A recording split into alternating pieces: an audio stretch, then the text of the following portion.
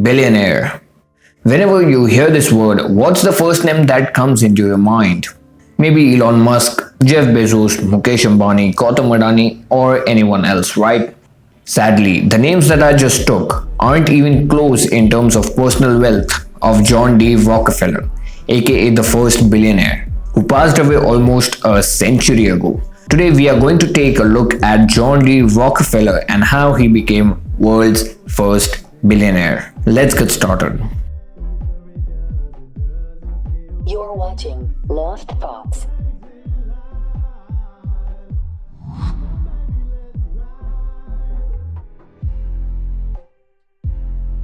John was born on 8th July 1839 to William Rockefeller and Eliza Davison. John's father led a nomadic life, selling goods across the country, while his mother raised the children.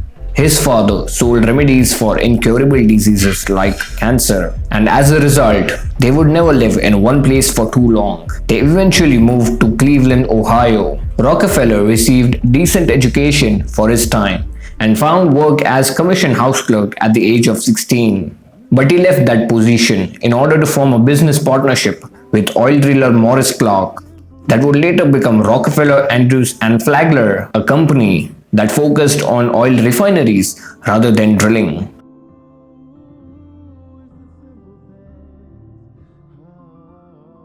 Early on, Rockefeller understood ways of managing risk. While he knew that oil spectaculars could potentially make huge profits if they hit a deposit, he also knew that they'd face substantial financial loss if they failed. For this reason, he shifted his focus to refining business, where profits were smaller but more stable, and through robust research and development, he discovered ways to exploit the traditionally discarded oil byproducts by using them to create lubricants, paints, and other useful items.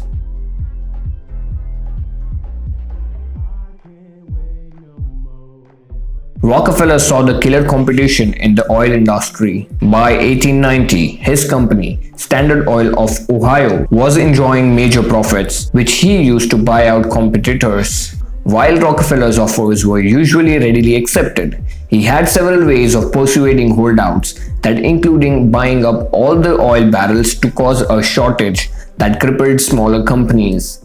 He smartly planned price wars between wholly owned subsidiaries, forcing holdouts to sell at losses. He secretly used to bribe legislators. Not only that, he used to limit the number of trains available for shipment by leveraging his close relationship with the railroad companies.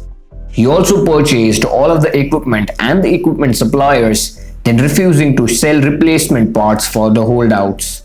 However, competitors in both rail and oil eventually lobbied the government to curb such monopolistic behavior.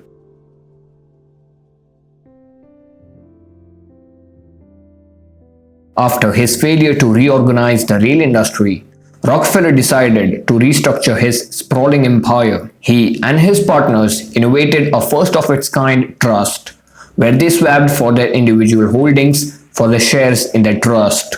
Rockefeller now wielded centralized control and veto power on all of the corporate boards within his conglomerate. The immediate benefits included even lower cost, lower kerosene prices, and standardization across the country. Rockefeller's company now had the assets and the capital to build pipelines and other infrastructure on a scale that was previously unthinkable. Standard Oil also employed chemists who would develop ways of increasing the types and quality of combustible fuels and created methods of converting waste into usable substances.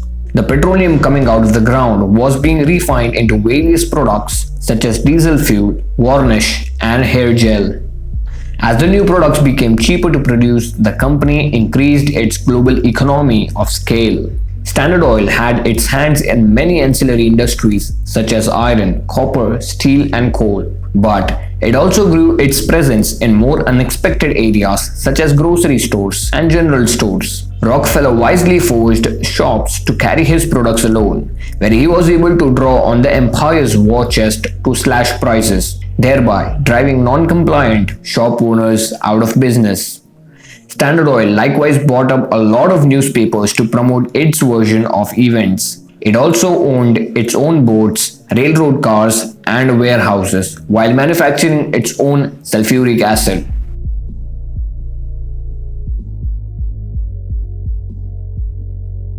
The government disliked the near total monopoly in the oil industry and consequently broke up the trust in 1892.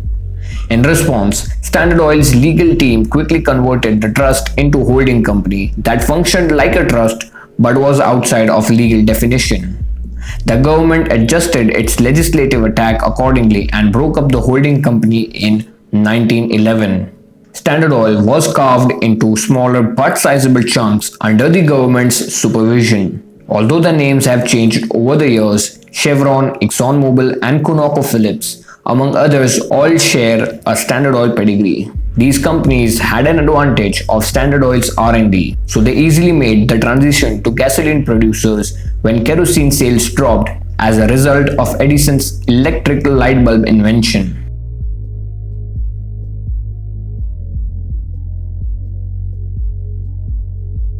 In 1916, Rockefeller became world's first billionaire. His goal was to reach 100, but on May 23, 1937, he passed away. He was 97 at that time. Some people think that he was a maniac, while others think that he was genius. Well, if you ask me, I'm a bit neutral about this whole situation. After going through his story, I got a new vision, a new perception of seeing life from a new angle. A guy who used to constantly be on the move became a billionaire. This is the power of imagination and execution. What lessons have you learned from his story? Please do let me know in the comment section down below. With that said, I'll see you guys in the next one. Peace.